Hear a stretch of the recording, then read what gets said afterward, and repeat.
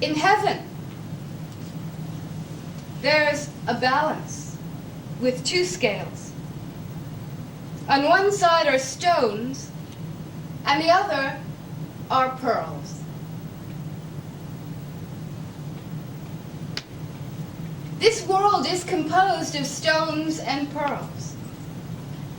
And even from the loins of kings and queens, either a stone or a pearl can be born. She perfumed herself. She put on a beautiful silk dress. She veiled herself so she wouldn't be known. Very delicately, she lifted up the eye. She placed it on her shoulder. And she walked up the 60 steps. May you all come to know true knowledge. May you have great compassion. Do you see this blossom? Put it on a plate. May it flower in the morning.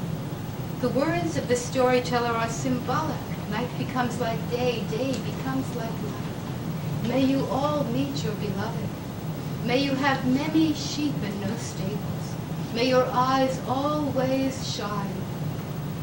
May you all know paradise in this world and beyond. And may you tell your own story forever. And so you can't refuse when you're asked to tell a story like this. And I really have not fathomed these stories from beginning to end, from inside out, and they're quite deep stories. And perhaps when I'm old or in my next lifetime, I will have done that.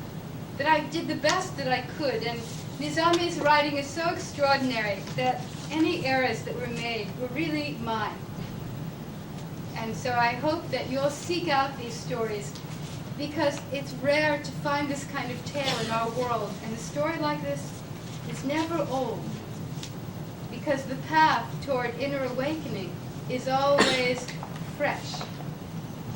And they're told from an extraordinary place.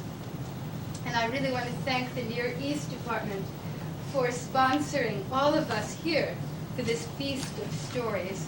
And all of you for your listening. Without your ears and hearts, these stories couldn't be told. Really, it's you. You know, once I was sitting in Paris with a man who's a very great teacher and storyteller. And we were chatting about this and that, and he said, "What is a story?" So I began making a very erudite and complicated discourse on the inner, outer, and secret meanings and this, and that, and the other, and I noticed that he was eating. So with certain humiliation, I also continued eating, feeling worthless and embarrassed. And he talked and just told me one thing after another about his meetings with great Sufis in Turkey and his studies with a marvelous African spiritual leader in Mali and this and that, and marvelous stories, and it was so wonderful. And we were having espresso. We were in the museum the Musée de l'Homme in the dining room there. And we were overlooking the Eiffel Tower, and it was just perfect. And suddenly we're having espresso, and I thought, oh my God, the meal's almost over. And don't be like Parsifal, ask the question. I said, "Monsieur, what is a story?" And he very slowly put down the cup, and he said, "Mademoiselle, it depends who hears it."